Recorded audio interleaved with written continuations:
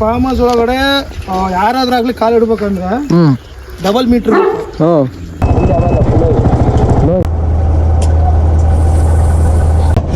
Cross ಎಲ್ಲ air cross.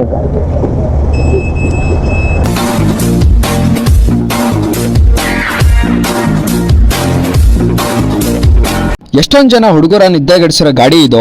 Once upon ಅ time ಈ ಗಾಡಿ ರೋಡ್ಗಳನ್ನ ರೂಲ್ ಮಾಡಿದೆ. ಇವತ್ತು ಕೂಡ ಅದೇ ಸ್ಟೋರಿನ ಕಂಟಿನ್ಯೂ ಮಾಡಿದೆ. ಇದು ಯಮಹಾ R15 ಬಾರ್ನ್ ಲೆಜೆಂಡ್ರಿ.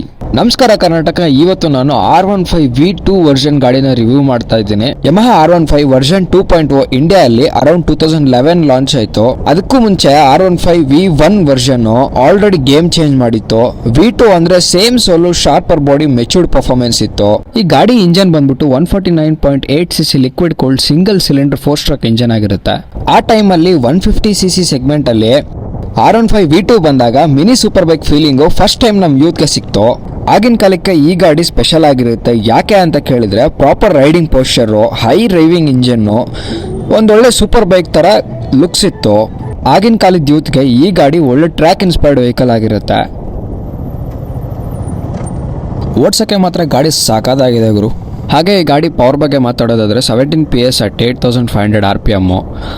ಆವಾಗ 150cc ಸೆಗ್ಮೆಂಟಲ್ಲಿ ಇದು ಹ್ಯೂಜ್ ನಂಬರ್ ಅಂತಲೇ ಹೇಳ್ಬೋದು. ಈ ಗಾಡಿ ಗೇರ್ ಬಾಕ್ಸ್ ಬಂದ್ಬಿಟ್ಟು 6 ಸ್ಪೀಡ್ ಗೇರ್ ಬಾಕ್ಸ್ ಆಗಿರುತ್ತೆ. ಹಾಗೆ ಇದ್ರ ಫ್ರೇಮ್ ಬಂದ್ಬಿಟ್ಟು ಡೆಲ್ಟಾ ಬಾಕ್ಸ್ ಫ್ರೇಮ್ ಆಗಿರುತ್ತೆ. ಇವಾಗ ನಾನೇನು ಇಷ್ಟೊಂದು ಹೇಳಿದ್ದೀನೋ ಅದು ಕೆಲವೊಂದು ಜನಕ್ಕೆ ಅರ್ಥ ಆಗಿರುತ್ತೆ, ಕೆಲವೊಂದು ಜನಕ್ಕೆ ಅರ್ಥ ಆಗಿರಲ್ಲ. ಇದನ್ನೆಲ್ಲ ಟೆಸ್ಟ್ ಮಾಡೋಕ್ಕೆ ಅಂತಾನೆ ಈ ರೋಡ್ಗಳಿದ್ದಾವೆ. ಬನ್ನಿ ಈ ರೋಡಲ್ಲಿ ಒಂದ್ಸಲಿ ಚಚ್ಚಾಡೋಣ. ಅದಕ್ಕೂ ಮುಂಚೆ ನಾನು ಒಂದು ಮಾತು ಹೇಳ್ತೀನಿ. ಯಾರೇ ಆಗಲಿ ಮನೆಯಿಂದ ಹೊರಡೋಕ್ಕೆ ಮುಂಚೆ ಗಾಡಿ ರೈಡ್ ಮಾಡ್ಕೊಂಡು ಹೋಗ್ತಾ ಇದ್ದಾರೆ ಅಂತಂದರೆ ಹೆಲ್ಮೆಟ್ ಹಾಕ್ಕೊಂಡು ಸೇಫಾಗಿ ರೈಡ್ ಮಾಡಿ. ನಮ್ಮ ಸೇಫ್ಟಿ ನಮ್ಮ ಕೈಯಲ್ಲಿರುತ್ತೆ. ಅದಕ್ಕೆ ಹುಷಾರಾಗಿ ಹೆಲ್ಮೆಟ್ ಹಾಕ್ಕೊಂಡು ರೈಡ್ ಮಾಡಿ.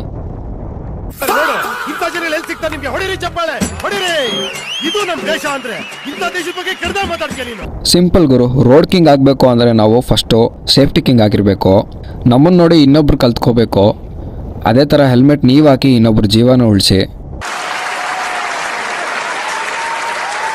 ಕಾರ್ನರಿಂಗಲ್ಲೆಲ್ಲ ಗಾಡಿ ಸಖತ್ತಾಗಿ ಓಡ್ತಾ ಇದೆ. ಹಂಗೆ ಈ ಗಾಡಿ ಟಾಪ್ ಸ್ಪೀಡ್ ಬಗ್ಗೆ ಮಾತಾಡೋದಾದರೆ 130 to 136 km/h ಇದೆ. ಹೊಸಪೇಟೆ ಮತ್ತು ಹೊಸಪೇಟೆ ಸುತ್ತಮುತ್ತ ಇರೋ ಹುಡುಗರು ಎಲ್ಲರಿಗೂ ಗೊತ್ತಿರುತ್ತೆ. ಈ ಟನಲ್ಗೆ ಎಂಟ್ರಿ ಕೊಡ್ತಾ ಇದ್ದಂಗೆ ಎಲ್ಲರೂ ರೇಸರ್ಸ್ ಆಗ್ಬಿಡ್ತಾರೆ. ಹೆವಿ ಸ್ಪೀಡಲ್ಲಿ ಹೋಗ್ತಾರೆ ಚಚ್ಕೊಂಡು. ಹಂಗೆ ಜಂಕ್ ಹೋಗ್ತೀನಿ ನೋಡ. ಓಹೋ, ಕ್ರೇಜಿ ಕ್ರೇಜಿ.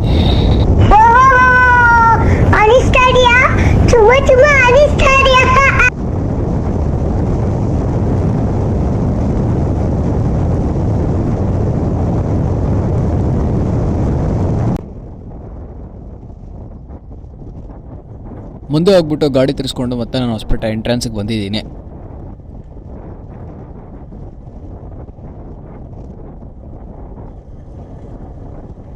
ಹೊಸಪೇಟೆ ಎಂಟ್ರೆನ್ಸ್ ಟನಲಲ್ಲಿ ಏನೋ ಮಾಡ್ತಾ ಇದ್ದಾರೆ. ಏನಪ್ಪ ಅದು?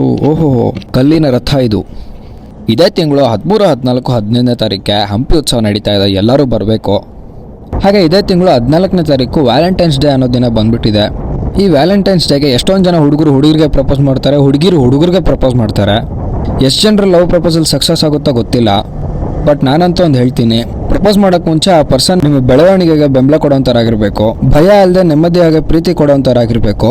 ಚಟದ ಪ್ರೀತಿಗಿಂತ ನಿಮ್ಮನ್ನು ಕಂಡ್ರೆ ಗೌರವ ಕೊಡೋವಂಥವ್ರನ್ನ ನೀವು ಸೆಲೆಕ್ಟ್ ಮಾಡಿ. ಕೊನೆಯದಾಗಿ ಈ ವ್ಯಾಲೆಂಟೈನ್ಸ್ ಡೇನಲ್ಲಿ ಬುದ್ಧಿವಂತಿಕೆಯಿಂದ ಪ್ರೀತಿಸಿ. ಮೊದಲು ನಿಮ್ಮನ್ನು ನೀವು ಆಯ್ಕೆ ಮಾಡೋದು ಕಲ್ತ್ಕೊಳ್ಳಿ. ಈ ವ್ಯಾಲೆಂಟೈನ್ಸ್ ಡೇ ಅಂದರೆ ನನಗೆ ಒಪ್ಪಿಸರೆ ನೆನಪಾಗ್ತಾರೆ. ಯಾಕೆ ಸರ್? ಏನ್ ಮಾಡ್ತಾ ಇದೀಯಾ ಸರ್? ಆ ಹುಡುಗಿನ ಲವ್ ಮಾಡ್ತಾ ಇದೀನಿ ಸರ್. Love sir? ಏಯ್ ತಗಡು, ನೀನ್ ಈ ತರ ಹವಾಯಿ ಚಪ್ಪಲಿ ಹಾಕೊಂಡು ಕಿತ್ತೋಗ್ರ ಸೈಕಲ್ ಇಟ್ಕೊಂಡು ಅವಳಿಂದ 1 ವರ್ಷ ಅಲ್ಲ 100 ವರ್ಷ ಬಿದ್ರು ಅವಳಿನ ಕಡೆ ಮೂಸು ನೋಡಲ್ಲ. ಜೀವನದಲ್ಲಿ ಮುಂದೆ ಬಾ, ಸಂಪಾದನೆ ಮಾಡು. ಇಂಥ 100 ಅಲ್ಲ 1000 ಹುಡುಗಿರಿ ನಿಂದೆ ಬೀಳ್ತಾರೆ. ಲೈಫಲ್ಲಿ ಯಾವತ್ತೂ ಯಾವ್ದ್ರಿಂದೇನೋ ನಾವು ಬೀಳ್ಬಾರ್ದು. ಪ್ರತಿಯೊಂದು ನಮ್ಮಿಂದ ಬೀಳ್ಬೇಕು. ಇದೇ ನಾನು policy. Okay sir. Hello. Bro, ಬಂದೆ ಬರ್ತಾ ಇದ್ದೀನಿ ಆನ್ ದ ವೇ. ಅದೇ ಫೋನ್ ಪೇ ಆಗಿದೆ ನನಗೆ. ನೀವೇನು ನೋಡಿದ್ರೆ ನೋಡಿ, ಅದೇ ಕಾರ್ಡ್ ನೋಡಿ.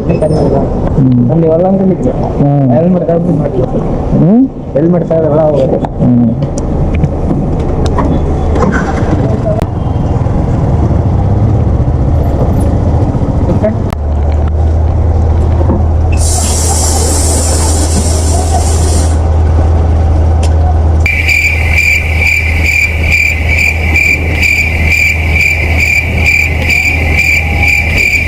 ಎಲ್ಲ ಏರ್ ಕ್ರ್ಯಾಕ್ ಇದೆ.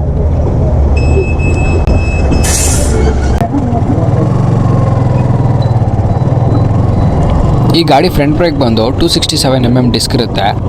ಹಾಗೆ ರೇರ್ ಬ್ರೇಕ್ ಬಂದು 220 mm ಡಿಸ್ಕ್ ಇರುತ್ತೆ. ಈ ಗಾಡಿಯಲ್ಲಿ ABS ಇಲ್ಲ ಗುರು. ಅಪ್ಪಿತಪ್ಪಿ ನೀವೇನಾದರೂ ಸ್ಪೀಡಾಗಿ ಹೋದ್ರೆ, ಫಸ್ಟ್ ಆಫ್ ಆಲ್ ABS ಅಂದರೆ ಆ್ಯಂಟಿ ಲಾಕ್ ಬ್ರೇಕಿಂಗ್ ಸಿಸ್ಟಮ್ ಅಂತ.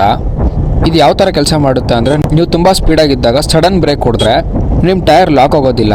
ಹಾಗೆ ಬೈಕ್ ಕೂಡ ಸ್ಟೇಬಲ್ ಆಗಿ ನಿಂತಿರುತ್ತೆ. ಹಾಗೆ ರೋಡ್ ಸೇಫ್ಟಿ ಇರುತ್ತೆ. ವಿತೌಟ್ ABS ಅಂತಂದರೆ ನೀವು ಸಡನ್ನಾಗಿ ಬ್ರೇಕ್ ಹಿಡಿದೆ ಟೈರ್ ಲಾಕ್ ಆಗುತ್ತೆ. ಹಾಗೆ ನೀವು ಗಾಡಿ ಸ್ಕಿಡ್ ಆಗಿ ನೀವು ಕೆಳಗೆ ಬೀಳೋ ಚಾನ್ಸಸ್ ಇರುತ್ತೆ. ಆಯ್ತಾ ಹೋಗೋದಾ?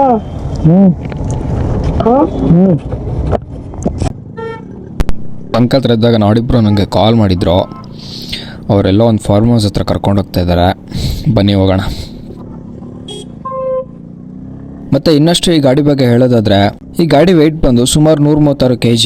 ಸೀಟ್ ಹೈಟ್ ಬಂದು ನಿಮಗೆ ಸುಮಾರು ಒಂದು 800 mm ಇದೆ. ಫ್ಯೂಯಲ್ ಟ್ಯಾಂಕ್ ಕೆಪಾಸಿಟಿ ನಿಮಗೆ 12 ಲೀಟರ್ ಕೆಪಾಸಿಟಿ ಇದೆ. ನಿನಗೆ ಬಂತು ಟೈಮು. ಮೂಟೆ ಕಟ್ತಾರೆ. ಯಾವ ಮೋರಿ ರಸ್ತೆ ರೈಲ್ವೆ ಕಮ್ಮಿ ಮೇಲೆ ತಲೆ ಸಿಗುತ್ತೋ ಗೊತ್ತಿಲ್ಲ. ಏ ದಡ್ಡ ಚಪ್ಪಡಿ. ನಿಮಗೆ ಮೈಲೇಜ್ ಬಂದು ಆವ್ರೇಜ್ ಆಗಿ ಒಂದು 35 to 45 km/ಲೀಟರ್ ಕೊಡುತ್ತೆ. ನೀವು ಚಚ್ಚಾಡಿದ್ರೆ ಏನು ಕೊಡಲ್ಲ.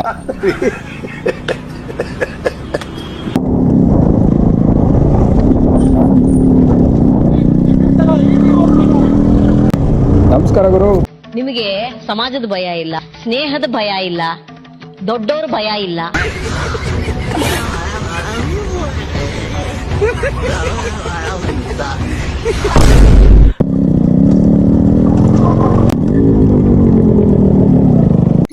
ಈಗ ನಮ್ದು ಈ ಫಾರ್ಮ್ ಹೌಸ್ ಹೌದಲ್ಲ, ಈ ಫಾರ್ಮ್ ಹೌಸ್ ಒಳಗಡೆ ಯಾರಾದ್ರಾಗ್ಲಿ ಕಾಲು ಇಡ್ಬೇಕಂದ್ರೆ ಡಬಲ್ ಮೀಟರ್ ಬೇಕು.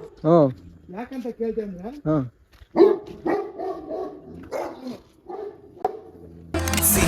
ಕಾಲಿಟ್ಟಿದೆ ಕಣ ಹೊಸದಾಗಿ ಅಂತ ಅಯಾಬುಜ ತರ ಸೌಂಡ್ ಮಾಡ್ತಾನೆ.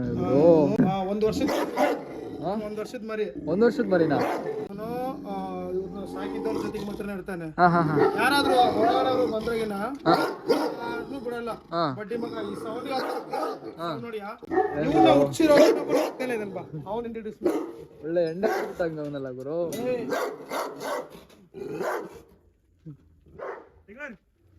ಇವನು ಟೈಗರ್ ಅಂತ ಹೇಳ್ಬಿಟ್ಟು, ಇವಾಗ ಏನ್ ನೋಡ್ತಲ್ವಾ ಅವ್ರಪ್ಪ ಇವ್ನು ಟೈಗರ್ ಅಂತ ಹೇಳ್ಬಿಟ್ಟು. ಇವನು ಮನುಷ್ಯರಿಗೆ ಚೆನ್ನಾಗ ಬಹಳ ಈಸಿಯಾಗಿ ಅಡಿಕ್ಟ್ ಆಗ್ಬಿಡ್ತಾನೆ. ನೋಡ್ಬೇಕಂದ್ರೆ